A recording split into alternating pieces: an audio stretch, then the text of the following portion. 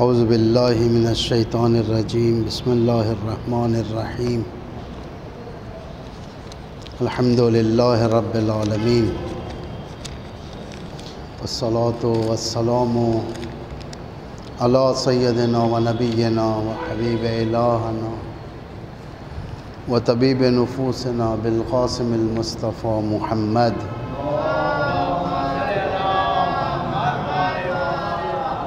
وعلى آلہ الاطیبین الاطہرین المنتجبین المطہرین المعصومین المظلومین الہداة المہدیین والہماة المستضعفین لا سیما بقیت اللہ فی الارضین ولا حول ولا قوة الا باللہ العلی العظیم قال اللہ تبارک و تعالی بسم اللہ الرحمن الرحیم یا ایھا النبی اتق اللہ ولا تطع الکافرین والمنافقین ان اللہ کان علیما حکیما واتبع ما یوحی الیک من ربک ان اللہ کان بما تعملون خبیرا واتبع ما یوحی الیک من ربک ان اللہ کان بما تعملون خبیرا وتوکل علی اللہ وکفی باللہ وکیلا۔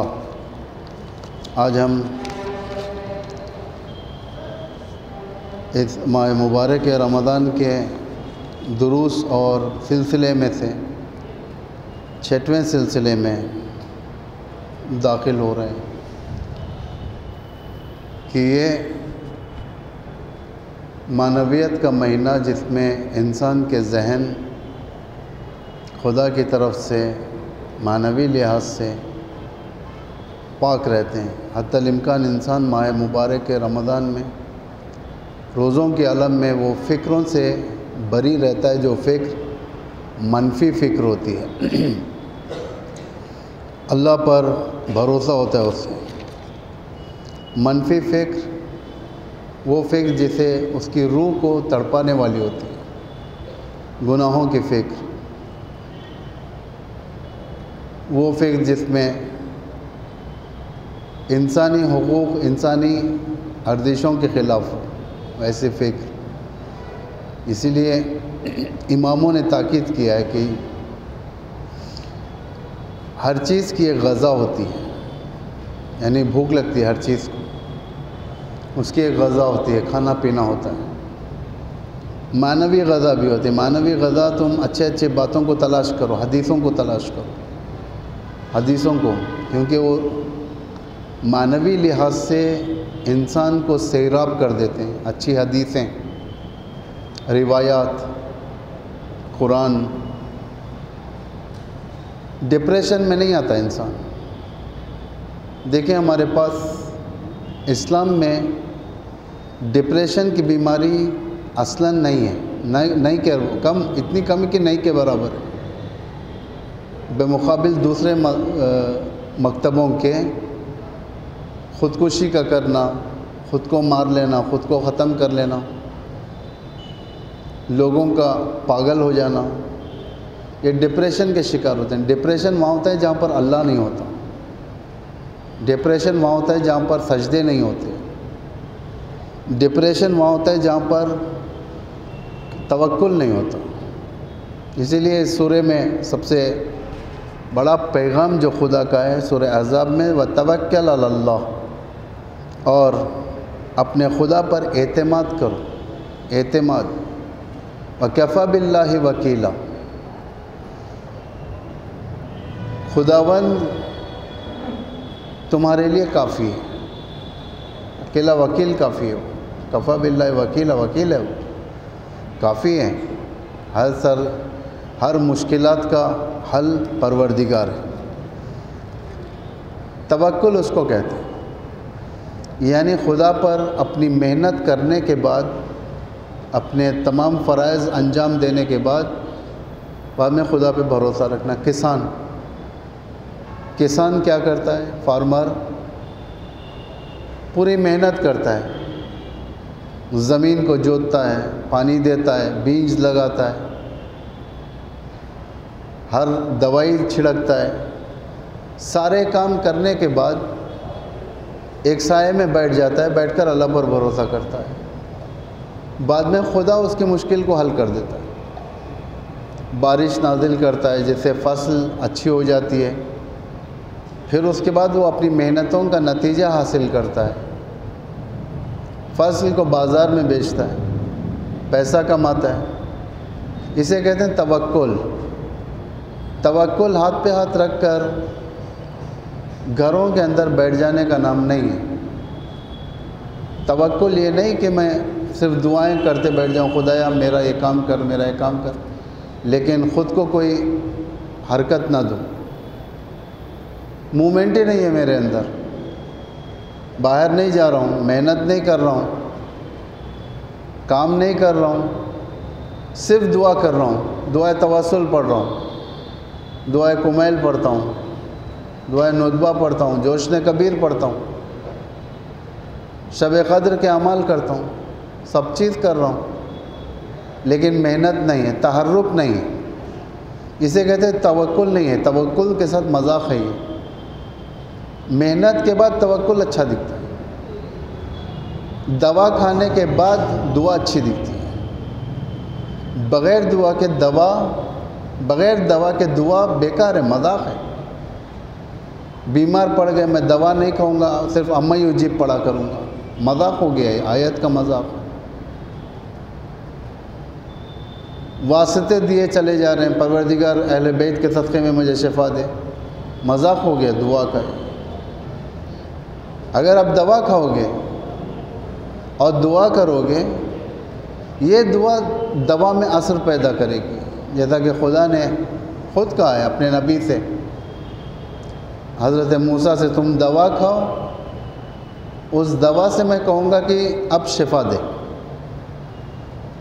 تو یہ دوا اندر جا کر شفا دے گی، ورنہ نہیں دے گی۔ وَتَوَكَّلْ عَلَى اللَّهِ وَكَفَى بِاللَّهِ وَكِيلًا۔ اس طریقے کی آیتیں آپ کو قرآن میں بہت ملیں گی، کافی آیتیں ملیں گی۔ وَكَفَى بِاللَّهِ شَهِيدًا وَكَفَى بِاللَّهِ وَكِيلًا وَكَفَى بِاللَّهِ نَصِيرًا، ایسی بہت ملیں گی، توکل کے اوپر بھی ملیں گی۔ وَمَن يَتَوَكَّلْ عَلَى اللَّهِ فَهُوَ حَسْبُهُ، جو بھی اللہ پر بھروسہ کرتے ہیں اللہ اس کے لیے کافی ہے۔ اس طریقے سے بہت ہیں آیتیں، اور کافی انسان کی روح میں تقویت دینے والی آیتیں ہیں یہ سب۔ کفا باللہ وکیلا، پیغمبر کو دلاسا دیتا تھا، پیغمبر کو پروردگار دلاسا دیتا تھا، تم آگے بڑھو، میں تمہارے ساتھ ہوں، اس جنگ میں تمہارے ساتھ، مسجد میں تمہارے ساتھ، ہر جگہ تمہارے ساتھ۔ پیغمبر اکرم اسی طریقے سے آگے بڑھتے تھے۔ اتنا بڑا نبی، اسلام کے استقرار کے لیے قربانیاں دینا پڑا، اتنا بڑا نبی، اولو العزم پیغمبر، سرور انبیاء، سید الانبیاء، ہمارے پیغمبر سید الانبیاء، سردار انبیاء، رحمت للعالمین، ایک دعا اگر کرتے تو سارا اسلام دنیا میں پھیل جاتا، لیکن نہیں، پروردگار نے کہا کہ نیچرل اسلام چاہیے مجھے، نیچرل اسلام، دعا تعویذ والا اسلام نہیں۔ دعا تعویذ والا اسلام جیسا ہم جیسے کم عقیدہ لوگ رکھتے ہیں، دعا تعویذ میں پڑے رہتے ہیں، دعا سے تعویذ سے یہ ہو جائیں گا، گھر میں روزی آ جائیں گی، فلاں آ جائیں گی، فلاں آ جائیں گی۔ دعائیں اثر کرتی ہیں، یقیناً اثر کرتی ہیں دعائیں، بشرطے کہ عملی میدان میں بھی رہیں۔ یہ دعا لگا لیا گلے میں، یہ تختی لگا لیا گھر کے اندر، یہ تختی اندر داخل ہوتے وقت یہ تختی، یہ سب چیزیں اثر کریں گی، بشرطے کہ آپ پریکٹیکل رہیں، عملی رہیں، محنت کریں۔ رزق کی اگر آپ نے تعویذ لگوائی ہے یا تختی کھدوائی ہے اپنے گھر کے اندر، اس رزق کے لیے کوشش بھی کریں۔ رزق آسمان سے بن کر نہیں آتا، کسان بناتا ہے، کسان محنت کرتا ہے، آسمان سے نازل نہیں ہوتا۔ صرف ایک ہی قوم کو نازل ہوا آسمان سے، وہ ہے من و سلویٰ، بنی اسرائیل پر، نہ اس سے پہلے نہ اس کے بعد۔ پیغمبر اکرم اتنے بڑے رحمت للعالمین ہونے کے باوجود، اتنے بڑے پیغمبر ہونے کے باوجود، سرور انبیاء ہونے کے باوجود آرٹیفیشل اسلام نہیں دیا اللہ نے۔ دعا کے ذریعے سے ہر جگہ پھیل گیا اسلام، ایسا نہیں، محنت کرنی پڑی۔ لوگوں نے مجنون کہا، لوگوں نے آپ کو دیوانہ کہا، لوگوں نے آپ کو اور نہ جانے ساحر کہا، جادوگر کہا، لوگوں نے آپ کے مذاق اڑایا، آپ کے ساتھیوں کا مذاق اڑایا، اصحاب کا مذاق اڑایا، پتھر مارتے تھے آپ پر، اونٹ کا گوبر پھینکتے تھے پیغمبر پر، گوبر کچرا پھینکتے تھے، سازشیں رچائی جاتی تھی پیغمبر کے خلاف۔ نوکیلے دار پتھر جو شارپ ہوتے ہیں، پتھر نوکیلے دار اٹھا کر پیغمبر کے پیروں پر مارتے تھے تاکہ رگ کٹ کر خون بہے۔ پیغمبر پہاڑوں کے پاس بیٹھ کر اپنے آپ کو مرم پٹی کرتے تھے، مرم پٹی۔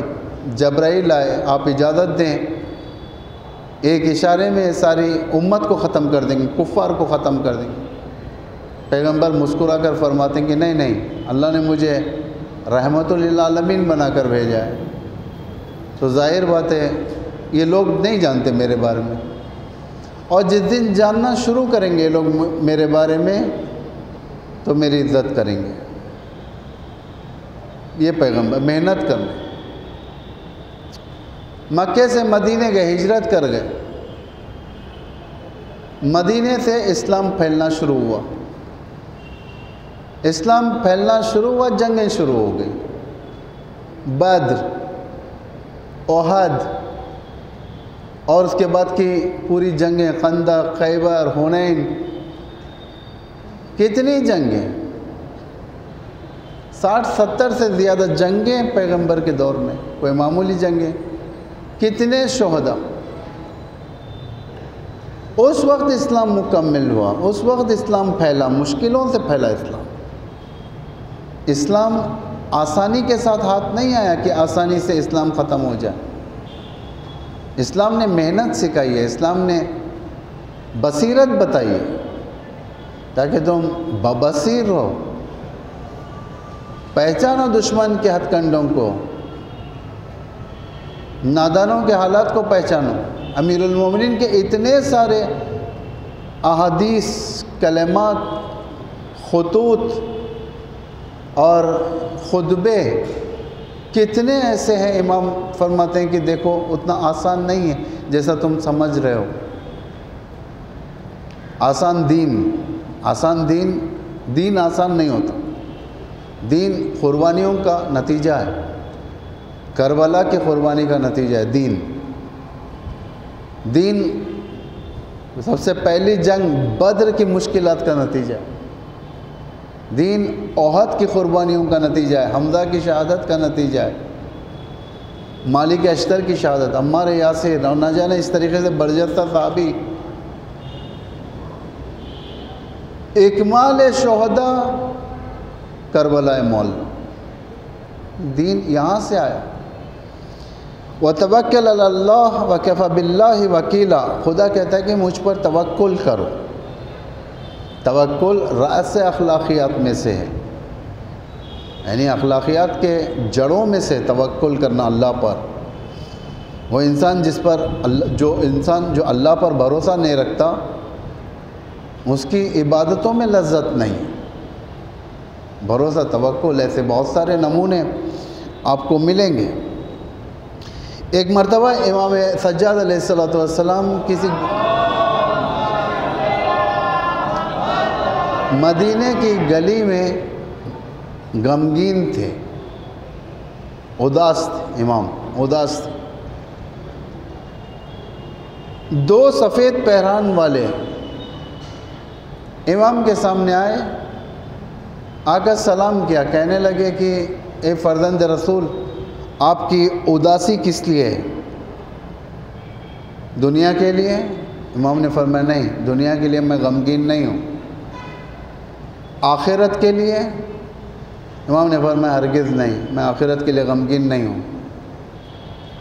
ان لوگوں نے کہا فرزند رسول، دنیا آپ کی میراث، آخرت آپ کی میراث، یعنی ائمہ علیہ السلام کے لیے آخرت کوئی وہ نہیں ہے، انہی کی میراث ہے، انہی کی شفاعت سے لوگ جائیں گے۔ کس کی شفاعت سے لوگ جائیں گے؟ انہی کی شفاعت، پیغمبر کی شفاعت، ان کی بیٹی کی شفاعت سے، زہرا مردیہ کی شفاعت سے۔ امام حسین دعاؤں میں پڑھتے ہیں ہم لوگ زیارت عاشوراء میں، اللہم ارزقنا شفاعت الحسین یوم الورود، خدا ہمیں قیامت کے دن یوم الورود یعنی قیامت کے دن ابو عبداللہ الحسین کی شفاعت نصیب فرما، ہم لوگ دعا میں پڑھتے ہیں۔ حضرت زہرا مرضیہ کو شفیع محشر کہتے ہیں، یعنی محشر میں شفاعت کرنے والی بی بی، شفیع محشر۔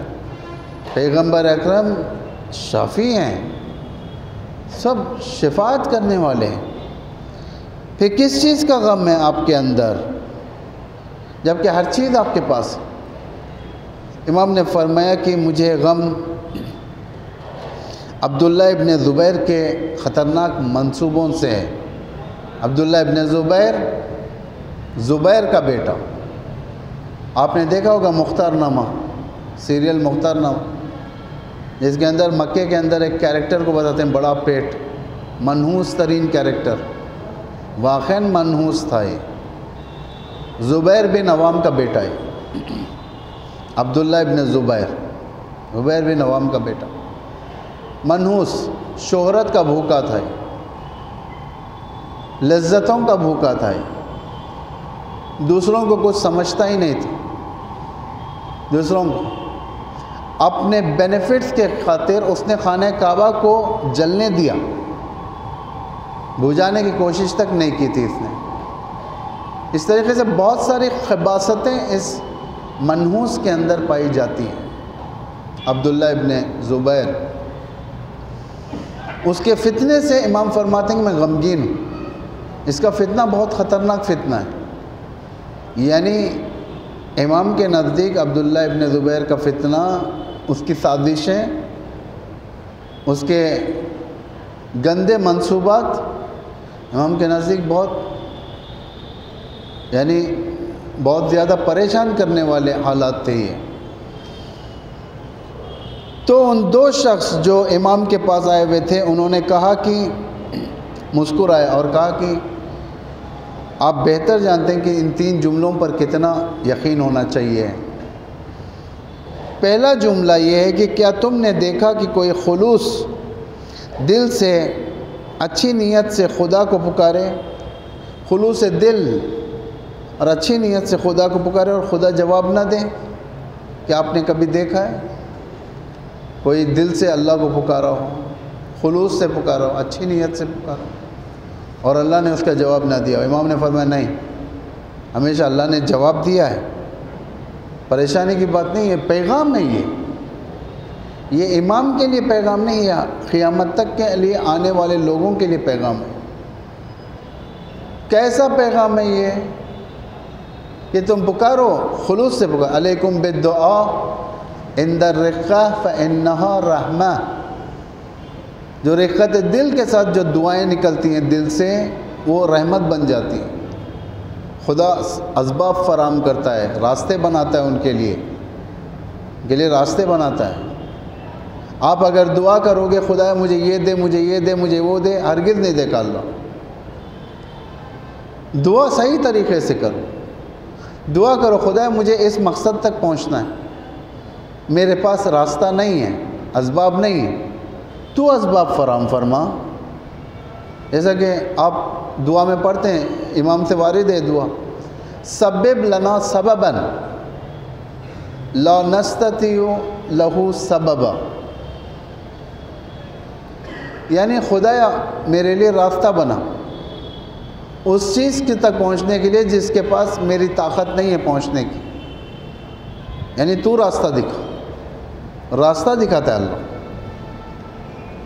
ایک زمین پر وسیلہ قرار دیتا ہے، یہ راستے بنا، لیکن چلو گے آپ، چلو گے آپ کے لیے اللہ نہیں چل سکتا۔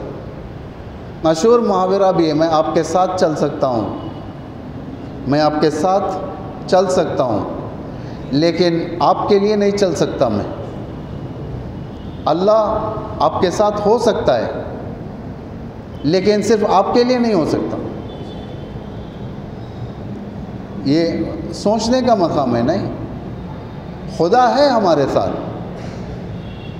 لیکن ساتھ ہے اللہ، ان اللہ معنا، اللہ ہمارے ساتھ۔ ہمارے لیے اللہ نہیں کر سکتا۔ میں بیٹھا رہوں، قدرت خدا میرے سامنے روٹی لے کر آ جائے، یہ نہیں ہو سکتی۔ آپ کو گیہوں خریدنا ہے، گیہوں پیسنا ہے، گیہوں کو گوندنا ہے، گیہوں کو آٹا بنانا ہے، آٹا بنانے کے بعد پھر روٹی میں اسے توے میں لگانا ہے، جب روٹی بن کر آپ کے سامنے آئے گی، ورنہ خدا قدرت سے اٹھا کر نہیں دے دے گا۔ درخت پر پھل ہے، قدرت سے پھل آپ کے سامنے آ کر نہیں گرے گا، آپ کو جانا ہے اس درخت کے پاس، چڑھنا ہے، زحمت اٹھانا ہے، درخت کے پھل کو توڑنا ہے، جب آپ کو کھانے میں مزہ آئے گا۔ توکل علی اللہ اسی کو کہتے ہیں۔ دوسرا جملہ یہ ہے، کیا کسی کو آپ نے دیکھا کہ کسی نے اللہ پر توکل کیا ہو اور خدا اس کے لیے کیا کافی نہ ہو؟ امام نے کہا ہرگز نہیں۔ جب بھی توکل کیا ہے اللہ اس کے ساتھ رہا ہے، بھروسہ کیا اللہ اس کے ساتھ، صحیح معنی میں۔ واقعی نہیں، یہ سب سننے کے لیے آسان ہے لیکن عملی زندگی میں بہت مشکل ہے۔ ہم لوگوں کو اپنی زندگی میں توکل کا سبجیکٹ اتارنا کافی مشکل ہے۔ توکل آسانی سے نہیں آتا، توکل پہ بھروسہ کی پریکٹس ہونی چاہیے، ہر چیز کی پریکٹس ہونی چاہیے، شکر کی پریکٹس ہونی چاہیے ہمارے پاس، توکل کی پریکٹس ہونی چاہیے۔ ایک آخری جملہ پڑھ کر پھر میں آپ کو اس توکل کے بارے میں سمجھاتا ہوں۔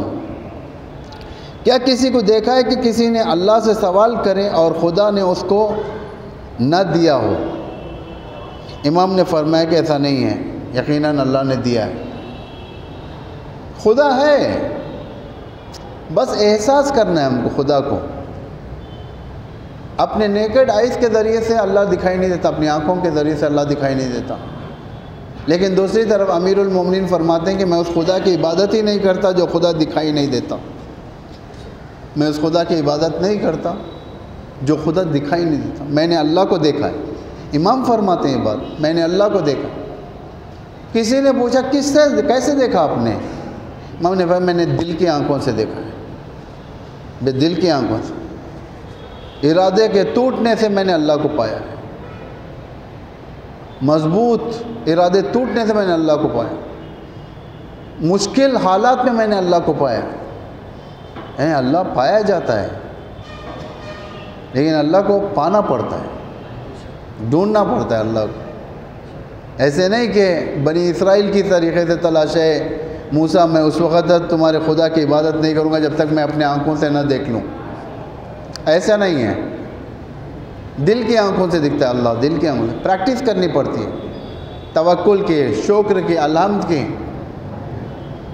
ہر نعمت پر شکر۔ امام سجاد بہترین زین العابدین، سید الساجدین تھے۔ اچھی خبر ملے تو بھی شکر، بری خبر ملے تو بھی شکر، نعمت پر شکر، نعمت نہ ملے تو بھی شکر۔ اسے کہتے ہیں عادت ڈالنی پڑتی ہے، عادت ڈالنی پڑتی ہے، الحمدللہ کہنے کی عادت ڈالنی پڑتی ہے انسان کو، سبحان اللہ کہنے کی عادت ڈالنی پڑتی ہے، باتوں میں عادت ڈالنی پڑتی ہے۔ بات کرو الحمدللہ کو، گرمی لگے الحمدللہ کو، اچھی نعمت ملے الحمدللہ کو، شکرن اللہ کو، یہ جتنی عادت ڈالو گے تمہیں ملے گا۔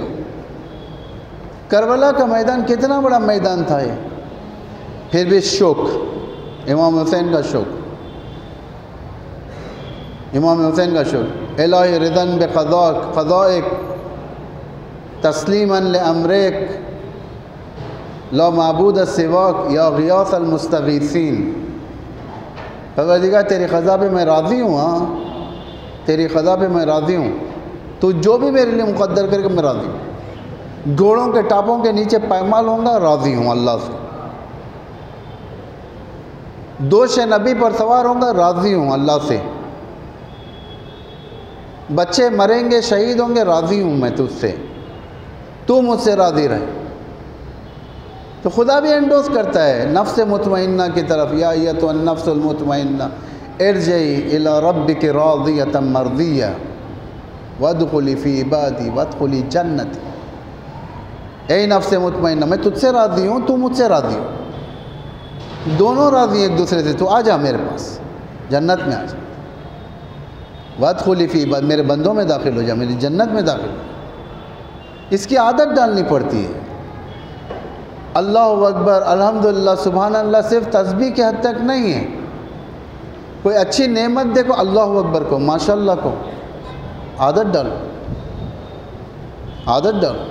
پیاس بجھے، الحمدللہ، حتیٰ روایت میں پانی پیو تو 3 حصوں میں پیو۔ پہلے حصے میں کہو بسم اللہ الرحمن الرحیم، جیسے ہی گلاس کو باہر نکالو، بوتل کو باہر نکالو، الحمدللہ، پھر سے لگاؤ بسم اللہ، پھر نکالو الحمدللہ، پھر نکالو، پھر لگاؤ بسم اللہ، پھر نکالو الحمدللہ۔